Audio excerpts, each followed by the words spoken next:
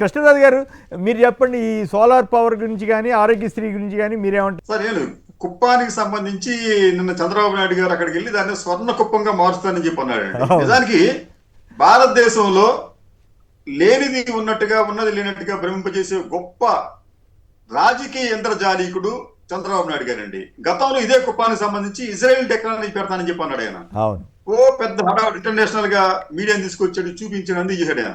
ఆ తర్వాత ఆ టెక్నాలజీ ఏమైపోయింది తెలియదు.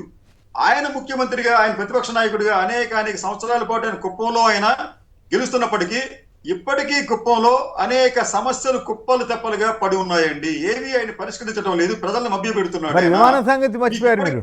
విమానం సంగతి మర్చిపోయారు.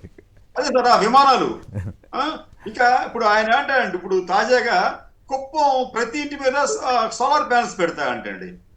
అంటే ఆయన చెప్పిందేమో కుప్పం గురించి చెప్తే ఆయనకు అనుకూలమైన మీడియా మొత్తం దాన్ని మొత్తం స్టేట్ కి వర్తించింది. మేము విద్యుత్ ఛార్జీలు తగ్గిస్తాం అని చెప్పి ఆయన చెప్పినట్టుగా. కానీ ఆయన చెప్పింది ఏంటంటే, బాబు మీరు మీ ఇళ్ల మీద మీరు సోలార్ ప్యానల్స్ పెట్టుకోండి, కనీసం ఒక 200 యూనిట్లు మీకు దాని ద్వారా వస్తుంది, ఫలితంగా మీకు ఈ ఛార్జెస్ ఉండవు అని చెప్పి ఆయన చెప్పాడు ఆయన. కానీ ఇప్పుడు అతనికంటే ఆచరణమని చెప్పి ఆయనకి అంటే మోర్ దెన్ లాయల్ అని చెప్పి అంటాం కదా. అట్లాగా ఈ మీడియా అనేది ఆ మీడియా అనేది చంద్రబాబు కన్నా ఇంకెక్కువ లాయల్ గా ఉంటూ అసలు ఇదంతా కూడా రాష్ట్రానికి వర్తింపజేసింది. నేను కూడా పొరపాటు పడ్డా, మొత్తం అందరికీ చెప్పాడు కావాలనుకున్నాను. నేను కూడా, నాకు అంత టైం లేక. కరెక్టే.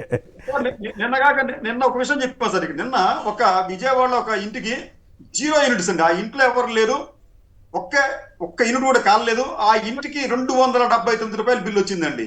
ఓకే. 270 యూనిట్స్ కి దాదాపు 15 రకాల ఛార్జెస్ అక్కడ వేస్తున్నారు. ఇవన్నీ కూడా ప్రజల్ని అంటే ఇవన్నీ ఈ సమస్యల నుంచి ప్రజల ద్వారా దృష్టిని మరల్చడానికి ఆ మీడియా పడరాని పాటలు అన్ని ఇన్ని కావు, చెబుతున్న అబద్ధాలు అన్ని ఇన్ని కావండి. ఎంత చేసినప్పటికీ కూడా ప్రజల్లో ఒక అసంతృప్తి అనేది చాలా తీవ్రంగా ప్రారంభమైంది.